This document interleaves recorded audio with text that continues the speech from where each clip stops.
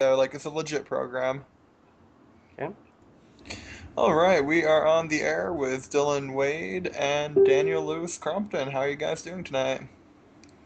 Doing pretty good, Dylan. Eh, doing good, I guess. Daniel is not new to the airwaves, neither is Dylan Wade, but both are new to our station, and I thought I'd bring you guys on tonight to talk about what it is you guys do, where you at, where you live, how you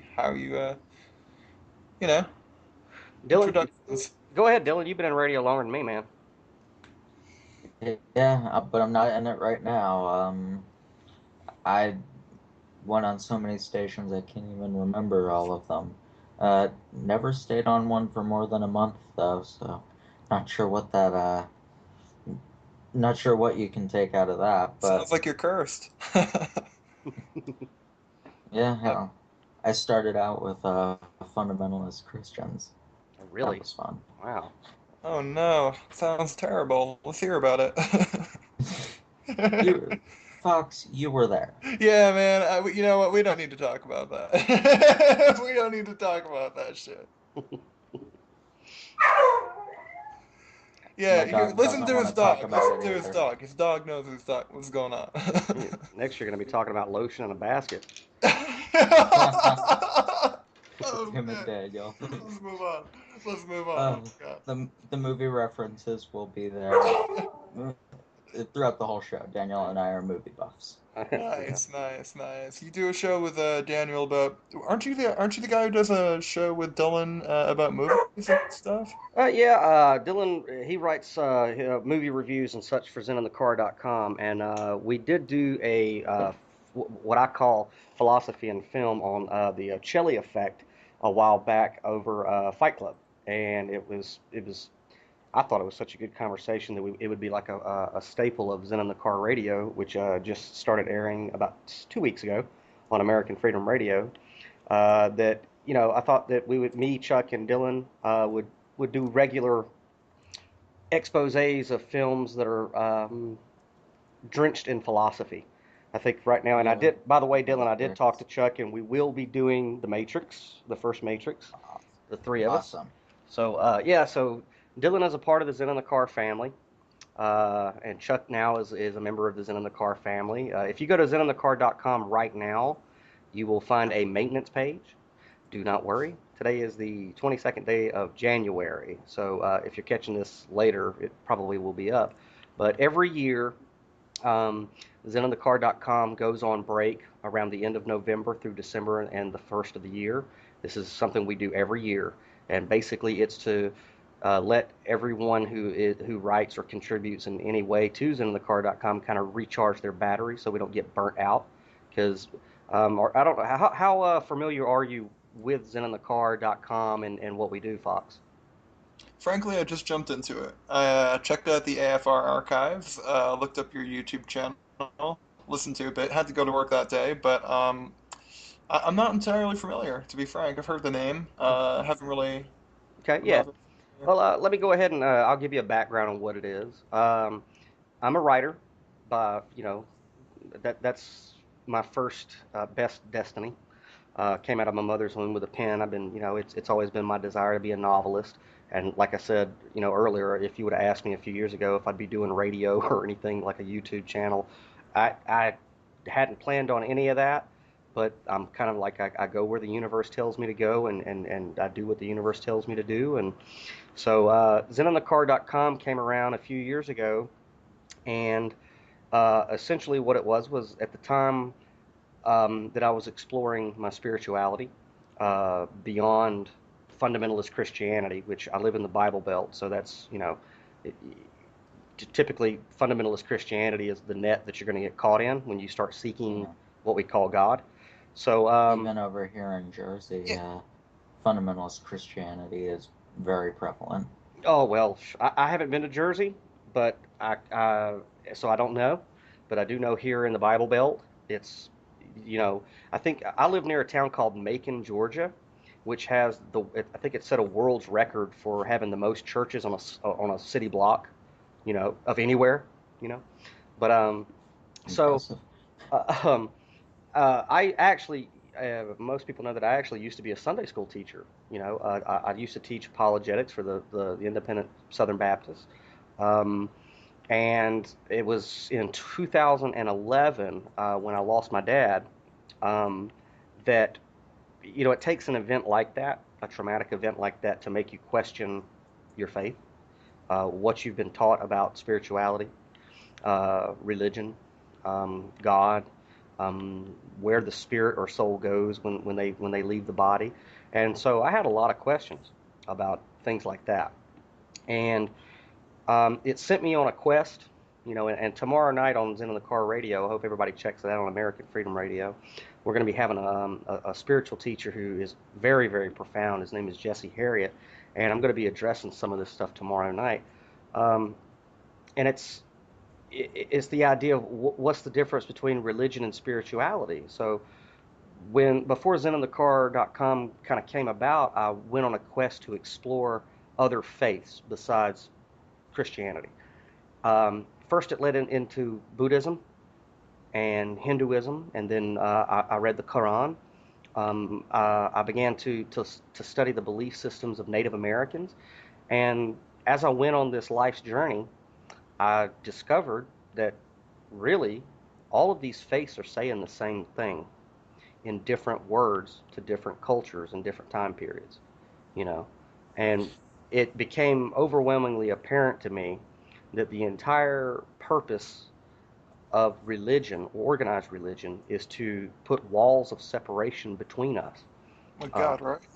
it's that I mean, it indoctrinates and trains you to look for the differences in, say, a Christian and a Muslim, or a Mormon and a Jehovah's Witness. But when you start to get on the path of spirituality and understand that Krishna is Christ, it even sounds the same, is Buddha, The you the know, it, two biggest killers are religion and money. right. But you start to see what Santos Bonacci calls syncretism, which is when you become spiritually minded, rather than looking for what separates you from a different faith, you start to look for what actually unites you, right? And so that was the path that I kind of went on. And as a writer, I was writing my first novel, and that's a huge thing to try to tackle, because you're stuck with these characters for a given amount of time until you finish the book. And as a writer, you got so many voices in your head. Uh, you want to I write know. different things. So I know. So hard to decide. yeah, and these things that was learning about different spiritual faiths, I was encouraged by somebody to start a blog. And I was like, no, I don't want to do that. I don't want to. I was very hesitant to do that. But eventually, I did like I did with the radio show. I kind of flipped a coin and said, all right, well, I guess I'll start a blog. And, I'm computer illiterate, so I went to WordPress and started a free blog. And I called it Zen in the Car. And the reason that I called it Zen in the Car is because at the time I was working this job where I had to wake up at 6 o'clock in the morning, get in my car, and get on the interstate for 2 to 3 hours to get to, a different location and then back. And I'd worked that job for years, and most of my waking day was spent inside of a car, right? And I've often said on different radio shows that if you look at some of the mystics of the old, they usually go to, and sit under a tree, or go into a cave, or, go out into the desert to be alone, and to go within the self, like the Oracle of Delphi says, man, know thyself. So, so I had a question for you, man. We talked about this before the show. You live in the Bible Belt like that. Like, how are you affected by the strong fundamentalist Christian beliefs held by the people around you, and very alternative ways of thinking about spirituality? It depends. That's going to depend on which phase of my journey you catch me. uh, like when this ties into the blog. When I first started writing it, and family members who are what you call Orthodox Christians were reading some of the things that I wasn't speaking out loud, but I felt that writing it was the best way to exercise it. And so family members who were, say, fundamentalist Baptists were reading it, and they started to scratch their heads a little bit, and go, well, wait a second, why is he reading the Bhagavad Gita? That's evil. That's from the devil. Or why did he go and purchase the Quran? And then of course, uh, you know, one of the things that I had visited a Buddhist temple in Atlanta and spoke to a Buddhist monk about the path of Dharma and what these different practices mean. And I took a 30-day vow of silence, which for me is almost unbelievable. And I started building this Zen garden out in my backyard, which drew the attention of all these fundamentalist Christian family members. They literally thought I was going insane because I wasn't speaking and I was out there tilling up my yard and building something that I've never built anything. I'm a writer. I don't build things. I don't fix things. I don't fix cars. I know you put gas in it and crank it up and it goes, but other than that, I'm lost. But here I am out in the backyard, and it was a result of the trauma from losing my dad. I was trying to find a place of peace, and they didn't understand it. They didn't understand that Christianity was not giving me all of the answers and the peace that I was looking for as it promises, right? And I say that not to say that it's the Bible's fault or the person of Christ's fault. It's not, but it's organized religion's fault, right? I often tell people don't throw the baby out with the bathwater just because you've been religiously abused by somebody who calls himself a Christian. Don't hold that against the Bible, and don't hold that against the personage of Christ, right? Uh, just take note that the person who is religiously abusing you is an idiot and that they don't understand the core message of the book, right? So, how did it first affect me? When it first started to affect me is when I started to write about it and I got comfortable with the idea of being able to take scriptures from the Bhagavad Gita and the Bible and link them together. And of course, at first I got the strange looks, but then when I became more vocal about it and started to incorporate the Dharma into my own life, like with meditation, with actually having an altar, which is in the Bible. The Bible tells you to have an altar, but how many how many Orthodox Christians do you know have an altar in their home? You know, where Unless it's an altar to Donald Trump. yeah, Oh my God, that was you that know, was low, dude. so yeah, I started at first. I started to get strange looks, and my wife at the time, her family was like, "Is he okay? Does he need to go see a shrink or things like that?" Um, so that's how it started in the beginning. You know, uh, People are afraid of what they don't understand. You know, that's always been true. People are simply terrified of what they don't understand. That they don't have a firsthand knowledge of something, and so they condemn it. I mean, we have 300 years of the Spanish Inquisition to prove that. Mhm. Um, And modern U.S. foreign policy. well, even Christ himself, they didn't understand him, and look what happened, right? But no, so as I got more comfortable, one of the things that I firmly believe and that I've always seen is that every spiritual leader, prophet, messiah, or whatever that you see throughout history has always been a political activist, right? That was not rhetorical. Oh, Uh, oh, I think I thought it was No, rhetorical. guys, come on, let's. This is interactive here, right? I mean, every messianic figure that you've ever known or heard of is a political activist, right? oh, Yeah, well, of yeah. course. Right. Confucius created a political ideology. Well, and so I agreed with that. So whenever I got more comfortable with my writing and my speaking, I was a part of the Ron Paul campaign. He kind of woke me up politically, all right? Because I was sitting in Baptist churches for the most part, and they were telling me about the Prince of Peace, but yet they were supporting us carpet bombing the Middle East and killing Muslim children. And they were telling me that it was because they're Muslim, they were born demon possessed, so it's okay with God. So it's like, well, wait a Wait, you second. don't see any irony with that? Well, yeah, of course I did, and that's why I got out of the Baptist church.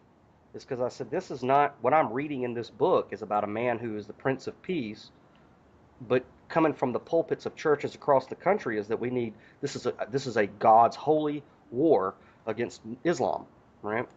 was ridiculous. Right. So with my political activism, I hooked up with a few other activists, and we kicked around the idea of recreating something like Plato's Republic. And what I mean is that, when I would go to political rallies or political meetings, I don't identify with now. I don't identify with any title. But when people ask me, the closest that I can say is that I'm a Sophian Heliognostic. I'm a knower, a Gnostic. Uh, and but that's just a title. That's the best that I can describe what I believe. Which I'm not trying to convert anybody or build a church or start a religion. I really, Gnostics, we don't recruit, we don't convert. But there I was sitting in rooms with Catholics and Baptists and Methodists and atheists and agnostics, but yet none of us were arguing at all about any of that. What we were doing was being united under the notion of the concept of freedom and liberty, right? Which, if you do any kind of research on the founding fathers, most of them were practicing Gnostics. We all know that most of them were Freemasons, and Freemasonry, when it's not corrupted, is Gnosticism. That's what it is. And it's my belief that the Ten Amendments to the Bill of Rights are divine, that it's divinely inspired. And what I saw was a disconnect in political circles and spiritual circles or religious circles of the connecting of the two. Most people who were in the Southern Baptist Church weren't very politically active. Now, they would vote, but they weren't activists. And then most people who were in spiritual circles weren't political.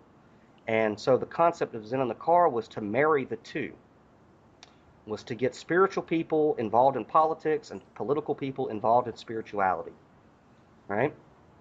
So that's where zeninthecar.com came from.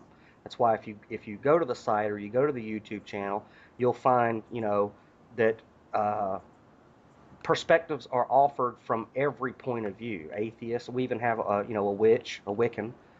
Sabrina Black is a witch, and we all get along, and we all united under the banner of the idea of freedom and liberty, and we don't really squabble over differences of belief on divinity or God or anything like that. And that's where zeninthecar.com kind of started.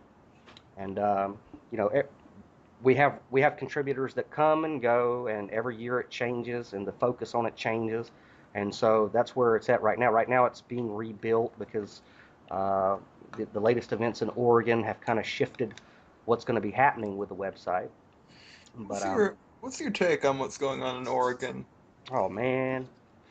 Oh man. Okay, well, You're gonna get them in trouble again. Oh man. Well, and I've done the first episode of Zen in the Car Radio. You can go to AmericanFreedomRadio.com and go to the archives under Zen in the Car. The first episode, we had Sabrina Black and Jason Patrick on air, and people who do follow Zen in the Car know that me and Jason Patrick have a very close working relationship, as well as a friendship that goes beyond the website and activism. And he's the type of guy who all of his kids are kind of grown and gone, and he kind of he doesn't have as many obligations as other people. So whenever something happens anywhere in the country regarding the abuse of civil rights, Patrick is there, and he's very, very vocal about protecting other people's civil rights. You can go to bamboozer.com and look up Jason Patrick 11, and he live streams rallies that he goes to, but he's always across the country. And before Zen in the Car Radio aired, me and him talked for a few hours, and he had just left from Washington. And I said, well, where are you going next, Patrick? And he said, well, I'm going to Oregon to this protest about the Hammonds. And Fox, I'm sure have you been following about the Hammonds and what's going on in Oregon? Yeah, I get mixed messages about what's going on, but I'm honestly not sure what to make about it. That's why I asked you. You said a while back that you knew some of the people who were involved, and maybe you would have a greater perspective. Yeah. Well, when I talked to Patrick and he was on his way there, it was my understanding and his understanding that they were just going to go to the courthouse and protest the fact that the Hammonds were unjustly, which is true, it is unjustly, they're going back to prison after they've already served a sentence, that was, in my opinion, was bullshit to begin with. They've already served their time, and then this federal judge says, "Well, it wasn't enough time. You got to go back." We know what's going on there. So he was on his way to protest it, and then I wake up the next morning and I see on the news that armed militiamen have sieged this federal building, right? And of course, if you see it on the mainstream media, you're going to have to filter through that. So, when I talked to him about it, he gave me the skinny on what was really going on, which is that basically, there was no siege. When you hear the word siege, you think of, people going in guns blazing and stuff like that. But in all actuality, when the guys who did make the choice to go and make a hard stand went to the refuge, which is 30 miles outside of the town of Burns, Oregon, that the place was unlocked. There was nobody there, and they simply just walked in and set up camp. So, it wasn't like they went in, guns blazing or anything like that. It was very peaceful. It has been very peaceful the entire time. Now, what's my particular view? Um, the first few days of the occupation, uh, Ammon Bundy and the rest of the militia guys, I think Lavoy Finicum is up there and Patrick, when they were in front of the news cameras, they kept it on the conversation of the Constitution and the overreach of the federal government. And I applauded that. So I was really, really, really, really, really wanting to throw my support behind what they were doing, right?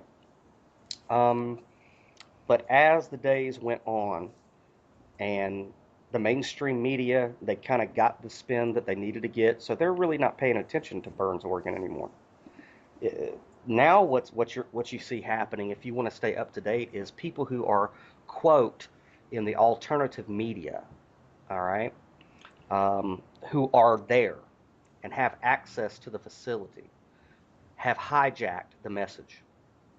You know what I'm talking about, Dylan? Oh no, let me guess. We have an Alex Jones movement moving on the site, right?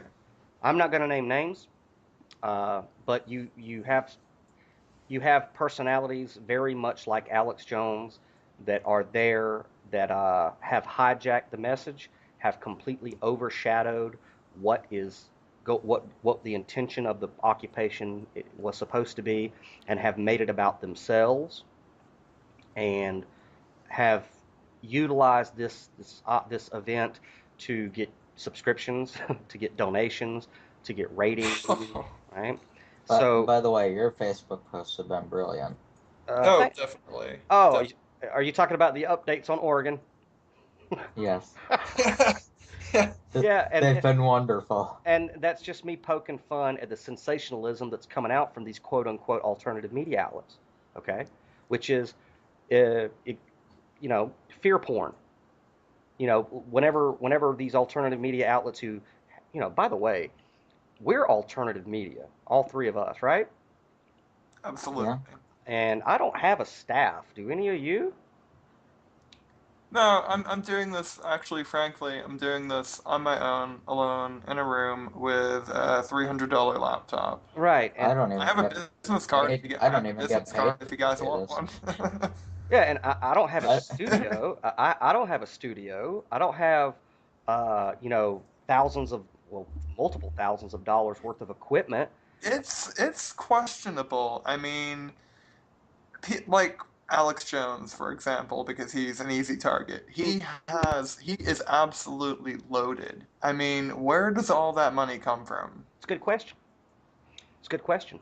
Um, Might want to ask him. but I don't have the funds to get in my car and go to Oregon and live stream 24 hours a freaking day.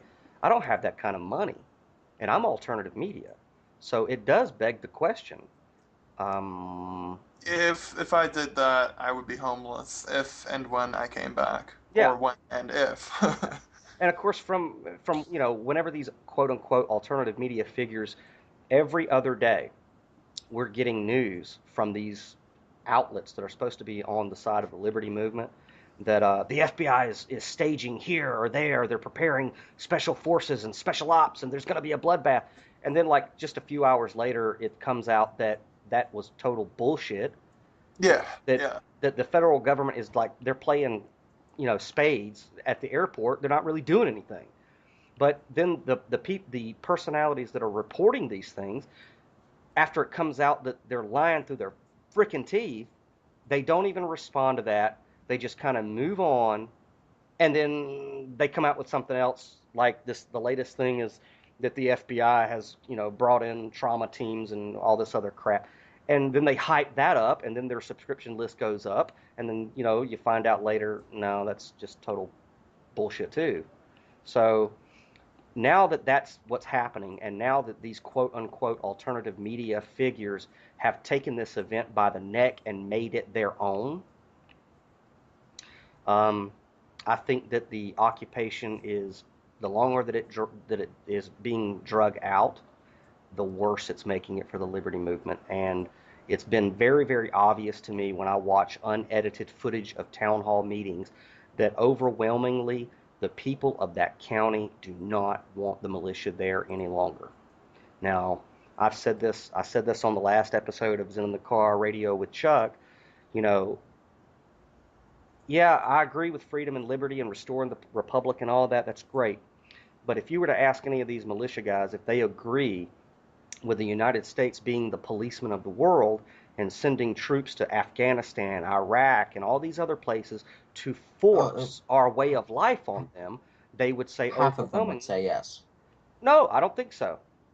If you were to ask them, look, do you agree with us sending troops to force quote unquote democracy on these people? They'd say, no, that's not our job. Well, okay, well, let's bring that down a little bit. You have the people of a county who overwhelmingly do not want the militia there. They do not want this occupation to go on one day further.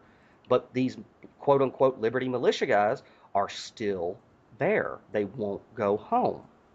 So while I understand why they did what they did, which is, and I've said this before, you got to understand people like me and some of the people who are there at the compound have been abused by the government so much for being vocal. And at some point, you just get pushed to a threshold where, you pick a hill that you want to die on. So I understand the motivation. I understand what they're trying to say. But what they don't understand, I don't think, because they're there and they're not out here looking in like we are, is that their message and their stand has been hijacked by YouTube personalities who are making it about themselves now. And so the message is lost.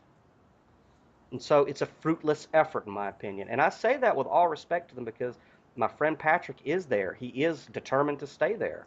And I understand his motivation and I applaud him for his courage and his bravery. But I got to be honest, at this point, it's a fruitless effort.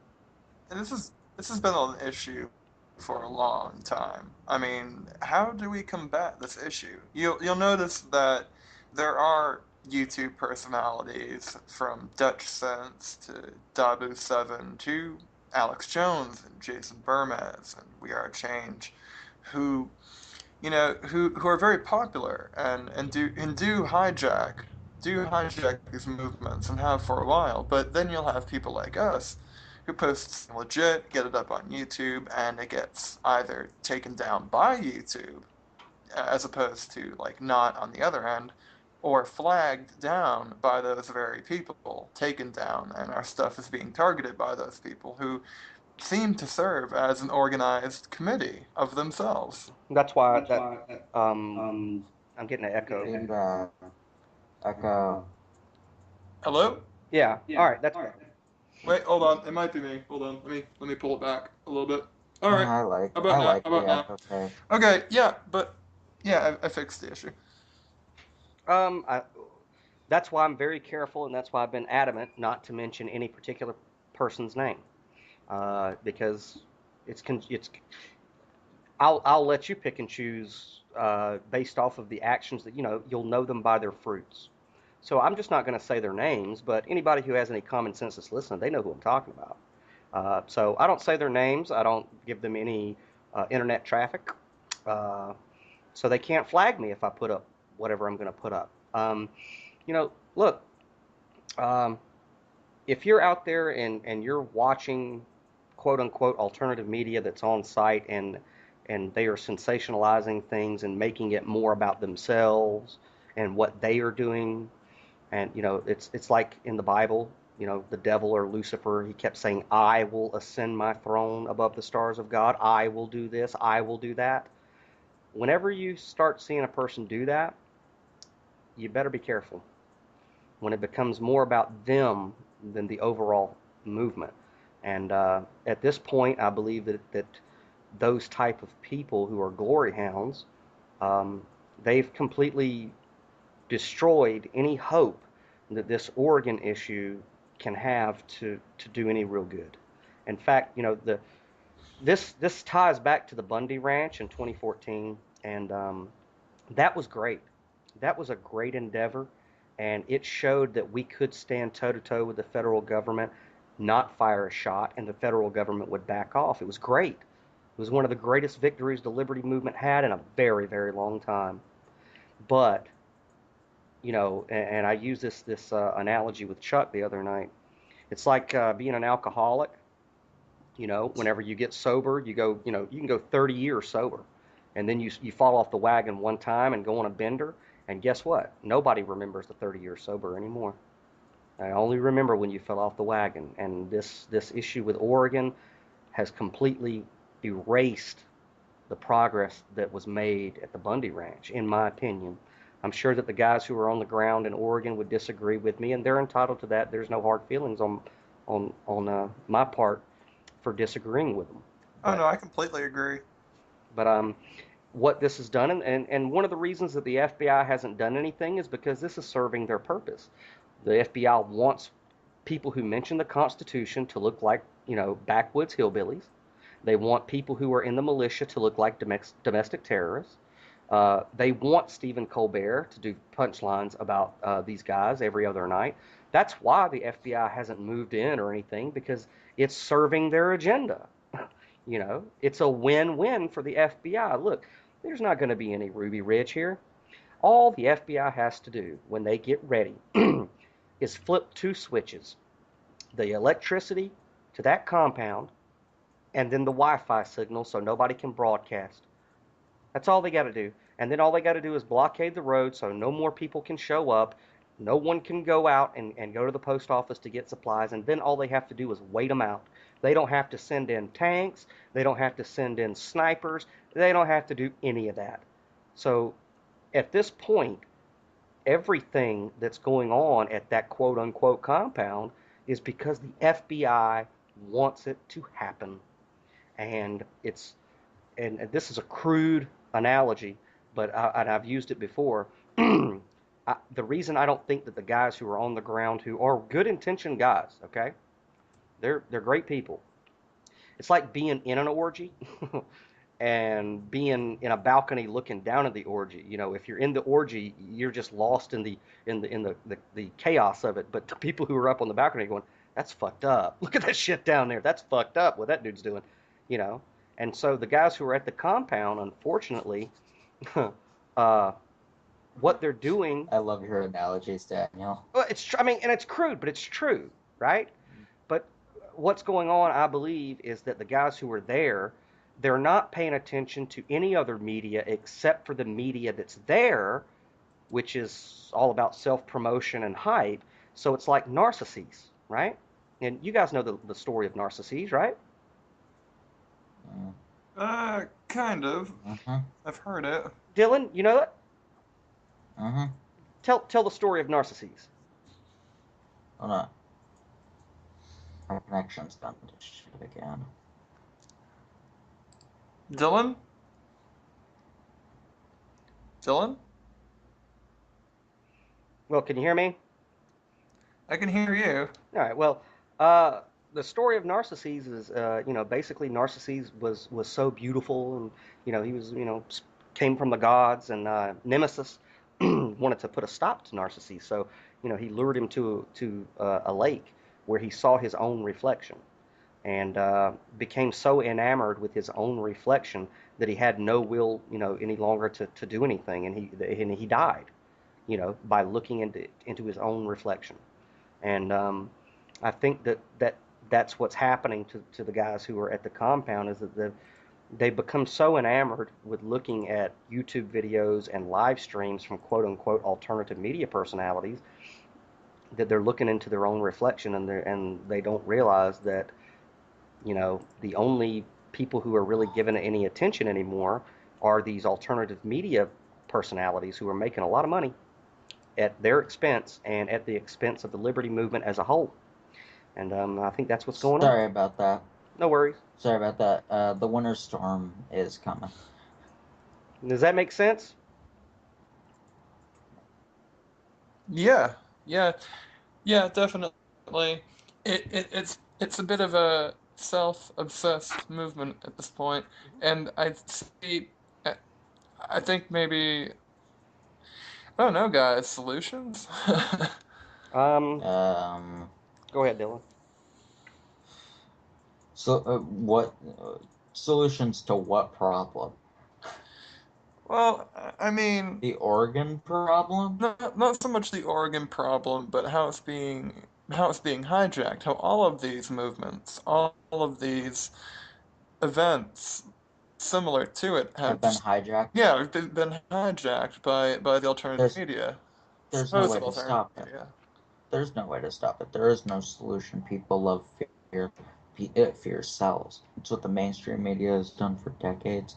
It's what the alternative media has become. You're always going to find people who It care doesn't more about. it doesn't last though. I mean, eventually after a while, the next generation comes along, and these kids are like, this is complete bullshit, and start something else or pick up on something else. Yeah, and then we restart the cycle because then eventually they'll phase out and people who care more about the ratings will come in and they'll realize sensationalism and fear sells, so they'll continue that process. It's a never-ending cycle of fear. Daniel? Yeah, That's very defeatist though. I'm just yeah. I'm grim about We can delay it as long as we can delay it. We can keep the cycle going. Try to try to take it back. I'll join you in that fight to try to stop the fear Well, porn. But here's this is something that I don't remember if I said it on air or not. If not, here we go. Um, I have said from the beginning of my involvement in the quote unquote liberty, patriot, freedom movement, whatever you want to call it, the truth movement. It's got so many different names, but and it's not just about the Constitution because this involves people around the world who are in the quote unquote truth movement. But if we look at the Revolution of 1776 as a model, um, we have to take note that the revolution wasn't just people who could pull a trigger. It involved philosophers, writers, speakers, and in and this people like us film it. yeah, in this current revelation or revolution, the guys who are willing to pull a trigger are not including people like us who are philosophers, who are writers, and Yeah, that's a bad thing. If they want to make a correction in their course, these guys who are the trigger pullers, they're going to have to consult philosophers and spiritual people and thinkers in yeah. order to do it correctly, and that's what's been lacking. And I'm always an optimist. I'm not a defeatist at all. I'm not a pessimist. I always believe, in overcoming anything. So I'm not one of these guys who says that it's all lost. And even if this current That's not what I'm saying at all. I'm sorry if it sounded that way. Well, I mean, me and you have spoken about it before. Even if this country does fall, there's always going to be something that's rebuilt from the ashes, and you have to look to that. You have to look. I'm just I I don't want another 1776. I think we need a peaceful revolution because the country is not united on this issue. And if it's a violent revolution, you're like you had with the loyalists, Mhm. but even more so, you're gonna have an even bigger pushback. You need to have an MLK style revolution. Well, and you know that the kind of the catchphrase. One of the catchphrases from ZenInTheCar.com is "Evolution is revolution," or "Revolution is evolution." It's interchangeable.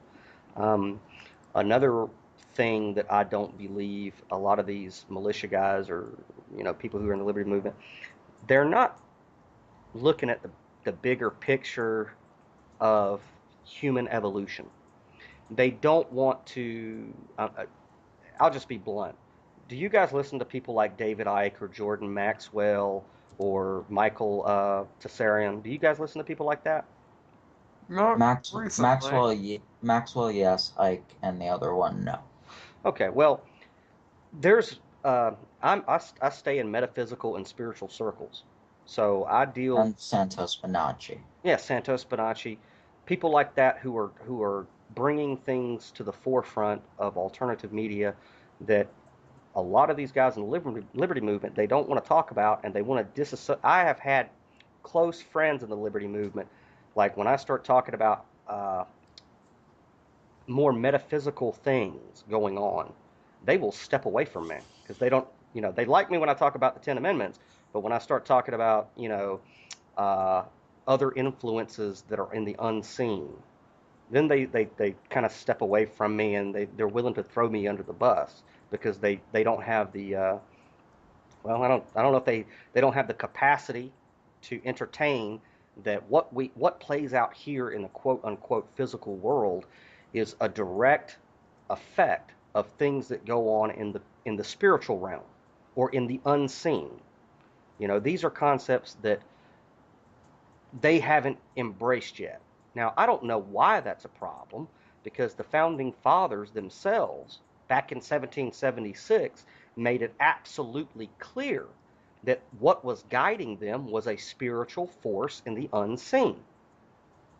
So I don't know why it's a taboo topic for these modern revolutionaries. I really don't understand it. I don't understand why they're afraid to bring that into the discussion at all.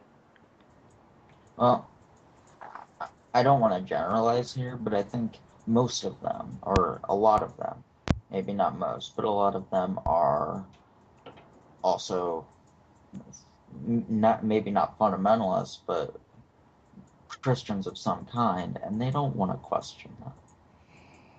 Which is I insane. think That's I insane. think the liberty movement, in a lot of ways, has become synonymous with Christianity, and that's why you don't get that outlook that you're talking about. That's sad. That's too bad because I agree. um, the fact of the matter is unless you can connect yourself to the spiritual realm, to the metaphysical realm, and receive guidance from something bigger than yourself, you're not going to change anything at all. Nothing. And that's just a fact. I don't care if you're an atheist. Mhm. Some of the most moral people that I know are atheists. I have a good friend who's an atheist, and we were having a discussion one day. And I'm not trying to convert anybody to deism or anything like that. But I asked him. I said, "Well, all right, you're an atheist, so you don't believe in God, right?" He says, "Right." I says, "Well, are you conscious?" He says, "Yeah, I'm conscious." I said, "So you're self-aware, right?" He goes, "Yeah." I said, "So you're your highest form of authority, right?" He goes, "Yeah." I said, "Well, then you're God." He goes, "Oh." I said, "Well, now you're not an atheist anymore. Now you're a theist." Even atheists are theists. They just haven't made the logical connection that consciousness itself is God.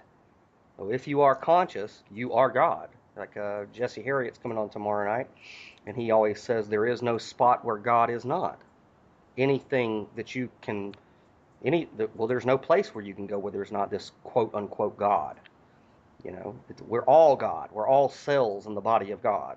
So to try to disassociate that aspect of the conversation from making a change in the world is like trying to, empty a bucket with a sifter.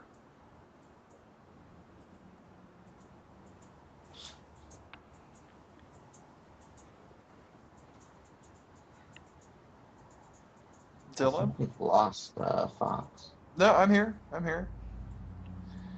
Hello? I'm here. Yeah, you're here. Okay. I'm here. God, yeah. Wow.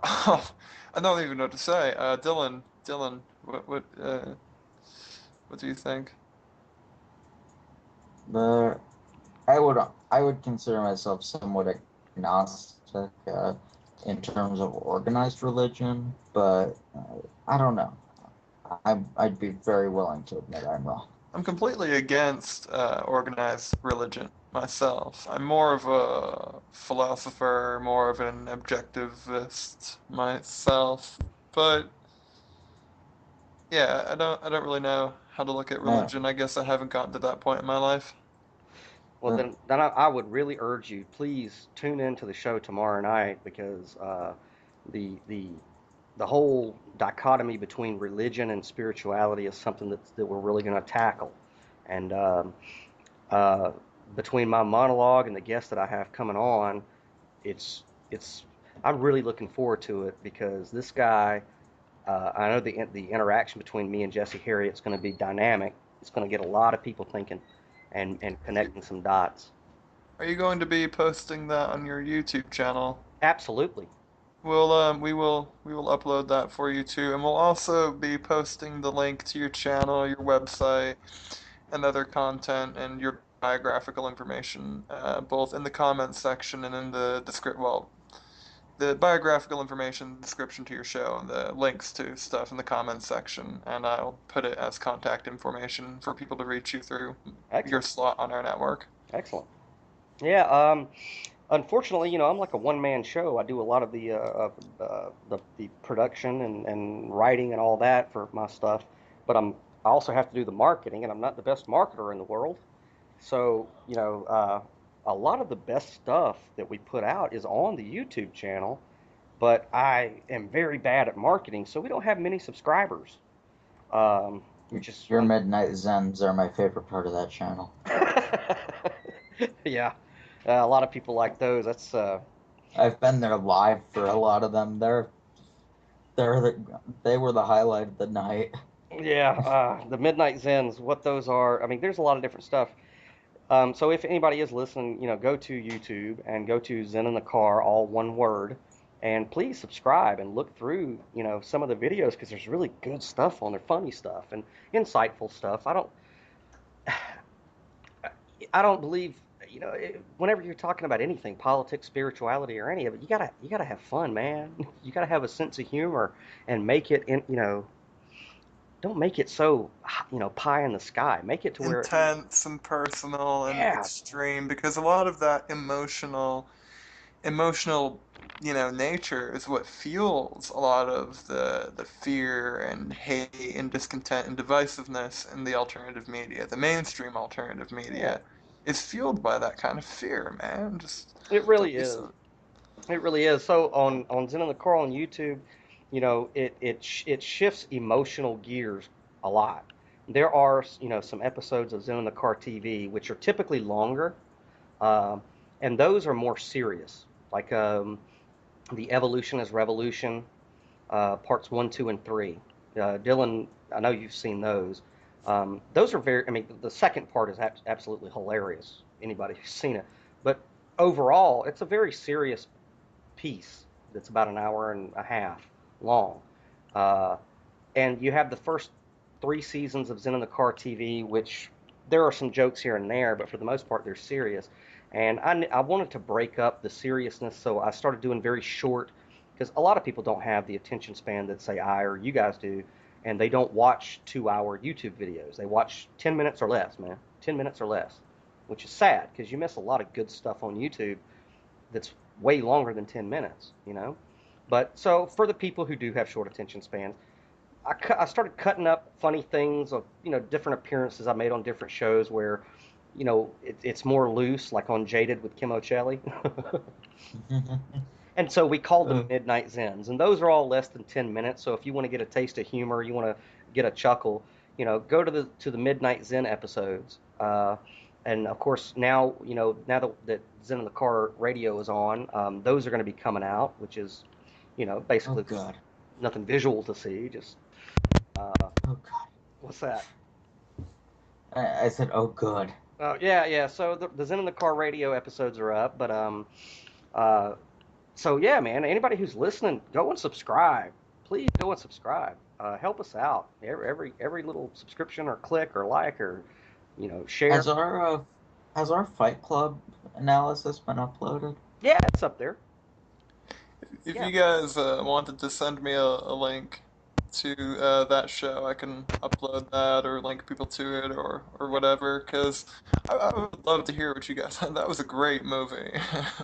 Yeah, we went pretty deep with it, and we probably could have went a lot further with it. But Yeah, we only had an hour. If we had gone the full 2 hours with it, I don't know where we would have ended up. yeah. Wait, let's see. Yeah, I'll send that to you now. But yeah, so yeah, Yeah, right on. go to Zen in the Car on YouTube, and please subscribe and let everybody else know about it because some people call me Neo Buddha, because I do consider myself to be an enlightened person. And when you're talking to somebody who's not on a spiritual path, they kind of, when they close their eyes, they picture somebody in orange robes with rosary beads that kind of sits up in a temple and, prays all day and all this. But we live in a modern era, and enlightenment needs to be incorporated into modern things. One of the things that I always say is if you listen to the person of Jesus, and I don't call him Jesus because that's just a fictional name. His name was Yeshua or Issa, right? You guys there?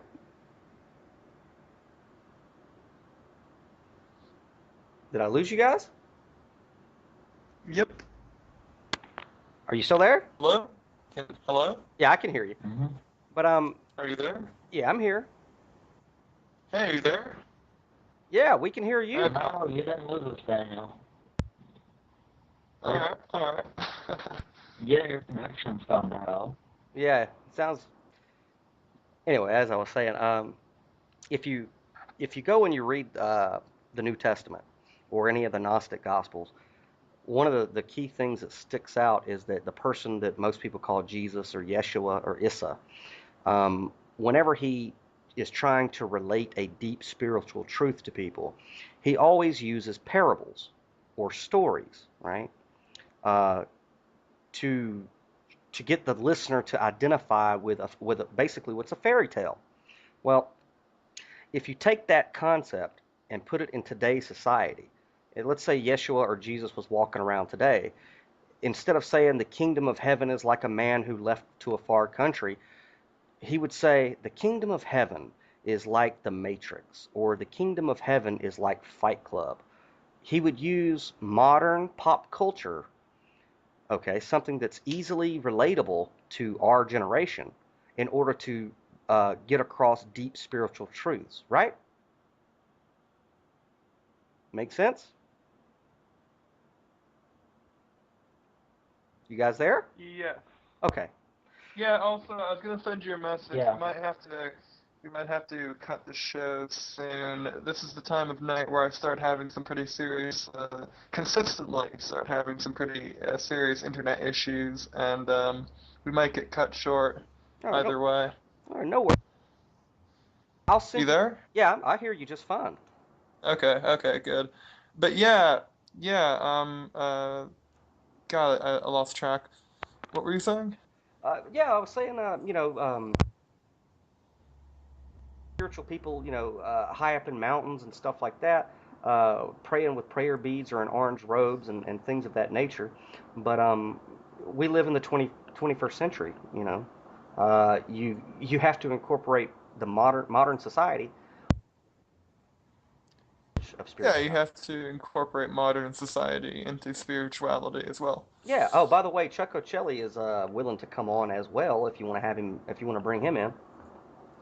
Yeah, definitely. I can bring him in real quick. I don't Yeah. know how long our internet connection will last, but if we do get cut short, or if I get cut short, you guys may have to close the show yourself, resume the call, and I might have one of you guys close it up, and you can send the MP3 to me. A worst case scenario. Okay. No worries. I don't think that will happen though. You're gonna add Chuck in?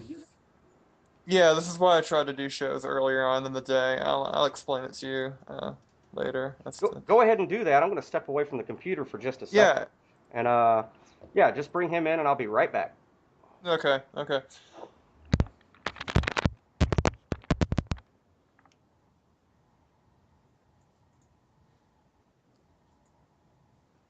Hello, Chuck Ochelli.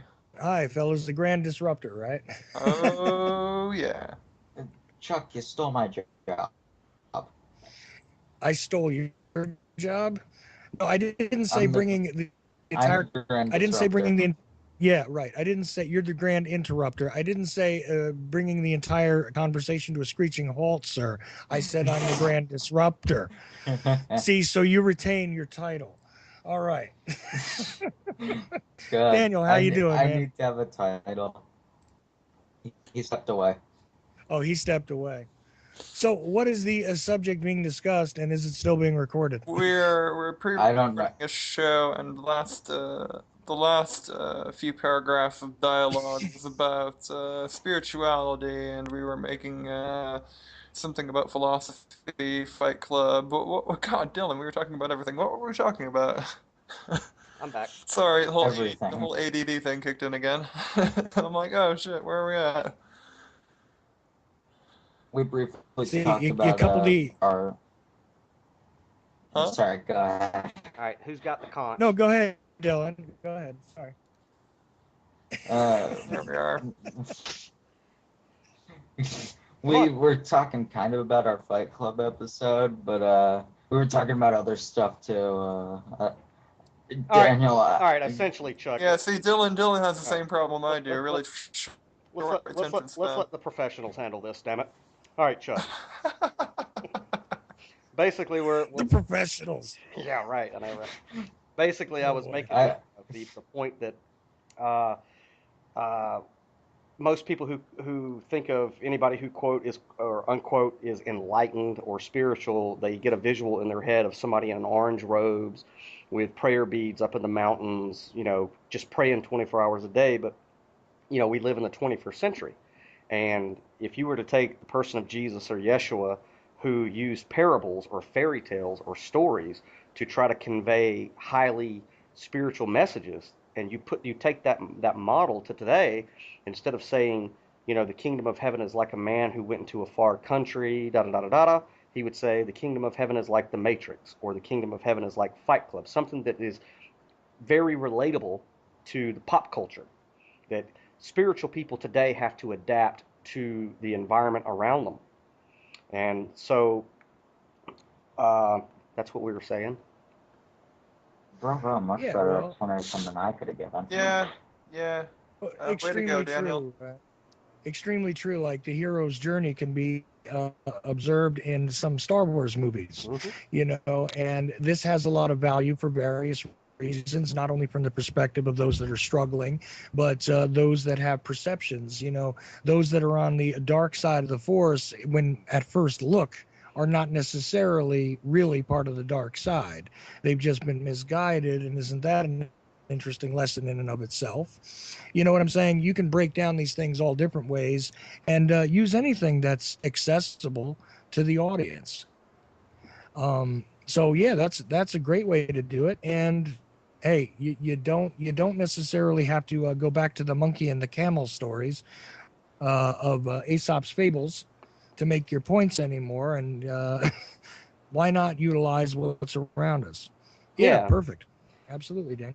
And yeah, that was the reason we got on that topic. Is Fox was wanting to re-air the Fight Club Revisited, and I was letting Dylan know that I had discussed with you that not this show, but the show after this weekend show, that the three of us were going to be doing a philosophy and film on the Matrix, and which I think that once and I don't want to talk about it on air right now because I just want to save all of it for when we do it. But there's Mm-hmm. so much in not just the first Matrix, and I know people take a shit on part two and three, and I really don't know why. Oh, I really man. don't know why, man, because part one, They're nice. Those were great. Come on, Reloaded?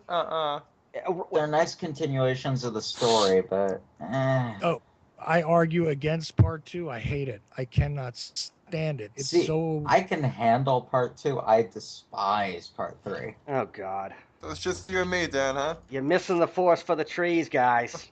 Part two, and especially part three, but I don't want to talk about it right now. I want to wait till we get on air with those.